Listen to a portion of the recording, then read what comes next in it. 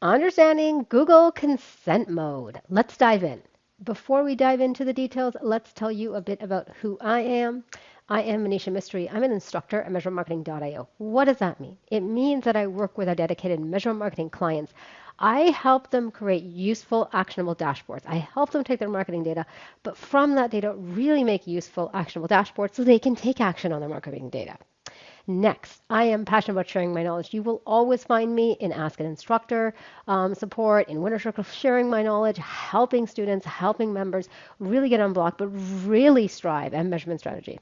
Finally, I'm proficient in Looker Studio, BigQuery, Analytics, Canvas. You want to geek out on those? Trust me, I'm right there with you. Okay, so I mentioned Ask an Instructor. So Ask an Instructor is part of our flagship product, which is the Measurement Marketing Academy. The Measurement Marketing Academy is made up of lots of different components. We have win courses, we have on-demand workshops, we have toolbox tools, lots of great stuff to get you started, get you on block, get you moving forward on measurement strategy. One key part of Measurement Marketing Academy that I have to say is like icing on the cake, the best thing in the world is Ask an Instructor. Ask an Instructor gives you the ability to send us live videos of walking through your, issues, bugs, questions, whatever you got, and having us literally stare over your shoulder and be like, hey, oh, that's where you're blocked? Okay.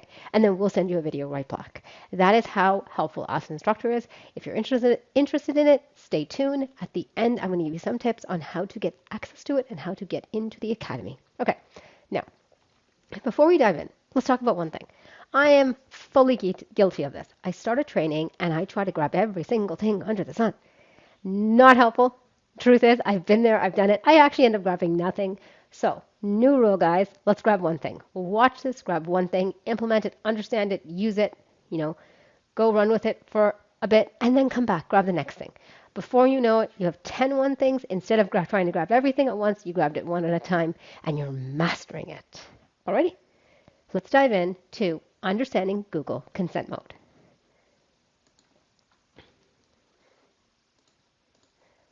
Let's start. Okay, so before we dive into the nuts and bolts of consent mode, I want to talk a bit about our measurement marketing framework. Our framework helps you go from marketing in the blind to marketing where you can reliably grow revenue and profit. There are 3 key steps to our framework: plan, build, and launch. Plan is about questions, information, and actions. Knowing the questions you're going to ask, knowing the information you need to answer those questions, and the actions. That is super important, guys. The actions you're going to take when you have that answer. Build is about results and traffic and tying those together to tell a story. And finally, launch is about listening to that story, but more importantly, forecasting what that story is going to do tomorrow, what that story is going to do next week. It is super important, guys, and then optimizing. To learn more about this, go to measurementmarketing.io. I'm going to give you a short link to get some tips on how to join the Academy at the end. Okay, let's dive in and talk about what is consent mode. Okay, so there are tons of definitions out there. I want to give you a short and sweet definition that is visual and easy to understand because I find like a lot of them are highly technical. And trust me, I like things that are short and easy to understand. Okay, consent mode has 3 steps. Step number 1 is allowing users to communicate their choice of consent. Communicate their consent choice. Basically, do I want to be tracked or not? Finally, only measuring, tracking those basically who consent to tracking. Only measuring the ones who consent to us tracking them. And lastly, modeling to retrieve lost conversions. Okay? And that is consent mode in the shortest, simplest way. Yes, there are tons of technical definitions out there, and there's cookies and there's not cookies, and we can get down, but short and sweet that is what consent mode comes down to. It's coming down to allowing users to communicate their consent choice, only measuring those who consent tracking, and then modeling to retrieve lost conversions, using some information to retrieve lost information. Now, there are really 3 versions or 3 stages of consent and 3 modes of consent. First one is no consent restrictions. A lot of us are operating like that. Next one is basic consent mode and advanced consent mode. Now, these 3 can get really confusing. Let's dive into some real world examples and talk about, not the nuts and bolts and the cookies and all that, but let's talk about, how consent is really captured in the real world, in a real world situation. Let's dive into that. All right, so here we are in Lucid Chart, okay? And the reason I want to hop into Lucid Chart is I want to give a really simple example, real world case that many of us are used to when it comes to consent mode. Okay, so let's talk about these two individuals. This is Jill and this is Jack. Okay, Jill and Jack are joining something at the gym called the Lean and Tone program. We all definitely have done this.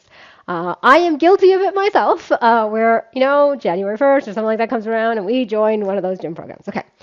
99% of the time, when you join a program, they ask you for a bunch of information, right? They ask you for some information. So let's just say, just to give ourselves some baseline of who Jill and Jack is. Jill is a 29-year-old female. She had a weight before of 150 pounds. She wanted to lose 10 pounds. She finished the program. She lost 130 pounds. So ding, ding, ding, she lost 20 pounds. And she achieved lean muscle.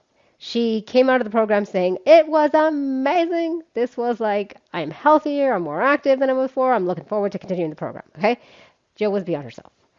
Jack is our 32-year-old male. He weighed 200 pounds before. His goal was to lose 50 pounds and gain lean muscle. He did exactly that. He lost his 50 pounds and he said, this was great. I feel more active and totally can maintain my new lifestyle. So that's a little bit with Jill and Jack. So these are the two people. Let's quote unquote our two users, we can say, Jill and Jack. And we know a little bit about them, right? We know a bit about Jill and a bit about Jack. Now, let's talk about the 3 stages of consent. Okay, so the first one, I'm actually going to scroll up here, I'm actually going to pull this on here because I want to make sure this is written down, is going to make this as big as possible and going to bump this, I'm going to call this no consent restriction. So this is the case many of us are operating in before we implement consent mode. Let it be V1, V2, or V3 if it ever comes out, right? Okay. So what does no consent mode mean? No consent mode means that Jill and Jack join the gym. We get them to fill out a bunch of information. We don't ask them if we can use the information or not. We just assume we can use it. We can measure them. We do all that. And then we get all the information on Jill and Jack, their ages, their gender, how much weight, and we use it in our marketing material. We use it on our website and we use it in our database, okay? Basically, it means that when Jill and Jack come into the gym, we can gather the information we want on them and we can then use it in our marketing material. We can use it on our website and we can use it in our database. We can use it to model how good this Lean and Tone program is. We can use it to promote it. We can include pictures of them. All this information is usable, okay? Basically, all this information is quote unquote measured and used. Okay. Now, I'm going to copy this because I want to take this with me. I'm going to copy it. Okay. So we're going to go to the next one, which I'm going to scroll up here and paste this in here. And I'm going to call this, oops, was not supposed to do that. We're going to call this basic consent mode. Okay. So what is basic consent mode?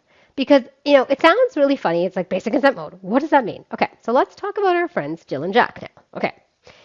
Let's say Jill and Jack walk into the gym. And before we talk to them, before we have any conversations with them, we go to Jill and Jack. I'm going to scroll over here and pull this up a little before I show you this. We go to Jill and Jack and we give them a consent form.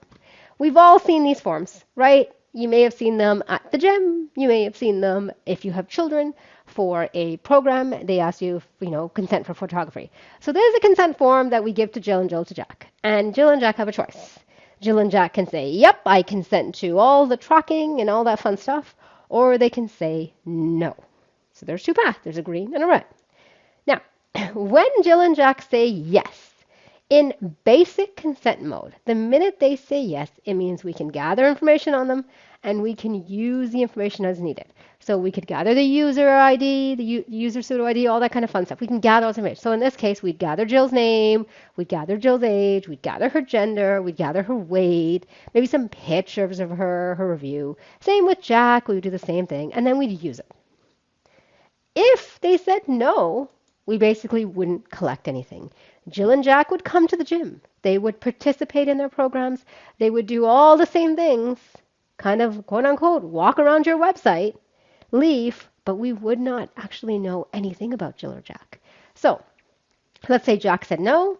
Basically, Jack would come through, he would do his stuff and go off to his day, and we wouldn't have been able to track or collect anything on Jack. That is basic consent mode. Now, let's talk about advanced consent mode. Okay, so I'm going to actually scroll down here. I'm going to paste that in. I'm going to pull this down and pop this over here. Okay, so this is the next one. We're going to type this in together, guys. Advanced consent mode. Okay, so here we are, advanced consent. Let's make sure I capitalize that, right? Okay, so advanced consent mode, like basic, will involve a consent form. So here we have it. Again, Jill and Jack walk into the gym ready to join the Lean and Tone program. Before they start the program or do anything with us, we pop a form in front of them, right? A little pop-up appears. Ding, ding, ding. I want to know if you consent to us collecting your data and how, okay? In advanced consent mode, it's very different than basic consent mode. If they say yes, it's all the same. So let's say Jill came through and Jill said, yep, you can track me. She would go down the green path, we would track her, and we could use her pictures, her videos, all her information in our marketing material, in our on our website, and on our database. We could definitely use that information.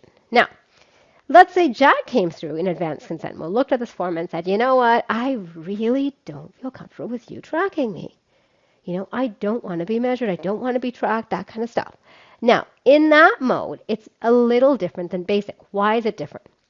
We may not know that Jack specifically came through here, but we could collect some non-identifiable information, something like an age range. So we could collect an age range of 20 to 50. The truth is, both Jill and Jack fall in 20 to 50. So when we collect the age range, there's nothing identifiable about that. You know, we could collect how much weight they lost. 45 to 55 pounds. Again, non-identifiable. This information could be used in our database to model how we're doing. Maybe we have a bunch of Jacks that come to the program that are between the ages of 20 and 50, and they all lose between 40, 45, and 55 pounds. That information may give us the information we need to model the program and say, you know what, the Lean and Tone program is designed for people between the ages of 20, 50 who want to lose between 40 and 55 pounds. That's the way we can use that. So our collection of information is limited very much to non-identifiable information, information that would not tie back to Jill or Jack. That is the key difference. The key difference between advanced and basic is that in advanced, we do get the advantage of almost data we can do modeling with in our database. In basic, the minute someone says, no, we're not collecting anything, there's no information, basically, it's like, nope, we're not collecting. In advance, there's that advantage of just a little bit of modeling can happen, and that can actually make your conversion tracking a bit better. So that is the key difference between having consent on your site, in the case of no consent restrictions, which is very much where a lot of us have been for the last couple of years, right? You visit our site, you do whatever you want, we'll measure you, you go. To having basic consent mode, where it's a simple yes or no, to having advanced consent mode, where we have the ability to gather very limited data, but still be able to model off of it. It is really important to implement consent mode per the guidelines, but it's more important to understand the strategy and how these different modes work, okay? Now, let's dive back in and talk about some useful links. Now, before we leave you, we really want to talk about some useful links.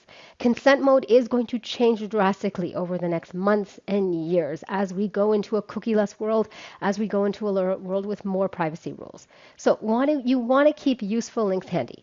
The first link is Google's deep dive into consent mode. They walk through it in detail. It is very technical. You can learn more about that at measure.tips/YT-consent. The second one is Simo Ahava's blog, and I'm going to show you all these in a minute. Simo Ahava does a technical deep dive. I'm going to show you. It's a very technical blog. But if you really want to learn the nuts and bolts of consent mode and how to implement it, could not highly recommend that blog. It is the best blog. He is also active in there answering questions. I'm going to show you that in a minute. It's Simo Consent Blog. So measure.tips/Simo Consent Blog. Finally, our friends at Google maintain a support page. It is updated regularly, not in the best timely fashion, but I will say when anything does change, they do keep this page regularly updated. You can go to it by going to measure.tips/consent support page. So let's go through those 3 pages together so you understand a bit about those pages. Alrighty, so here we are. The first one is Google's consent mode deep dive. It was recently recorded and they did an awesome job of going through it and walking through all the different parts and pieces. They do very technical details on all the pieces, so definitely something you want to consider going into if you're implementing consent mode once you understand the strategy. Simo Ohava. Simo Ohava is well known for his technical content. Really great blog here that walks through all the nuts and bolts and the details. And he definitely, as I mentioned, is live answering questions here. So in addition to asking us in Ask Instructor, we're always there to support you. It's really helpful to come in here and sometimes look at the questions being asked because it's super helpful, especially if you're knee deep in the implementation. Finally, our friends at Google are maintaining a support page which walks through all the changes, the dates, the requirements, and when everything is required. Very helpful links to keep on hand, and I will bring those up again in 1 minute so you can have those handy. So again, the links are, I'll just bring them up so you can see that. You got the Google Deep Dive at measure.tips/ytconsent. You got Simo's blog at measure.tips/Simo blog, and you got Google's support page at measure.tips/consent support page. Have those links handy because you will definitely need them. So there you have it. That was your nuts and bolts on consent mode.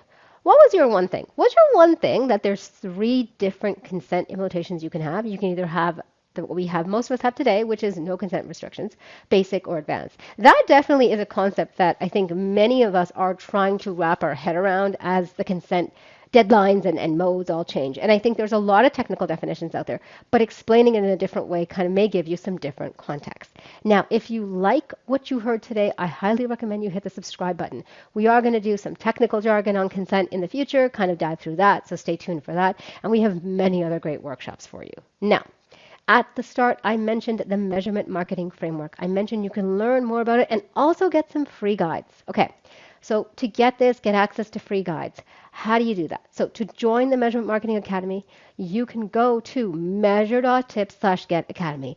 Click on there. It'll give you a chance to join the academy, but also a chance to join our toolbox if you want to go that route.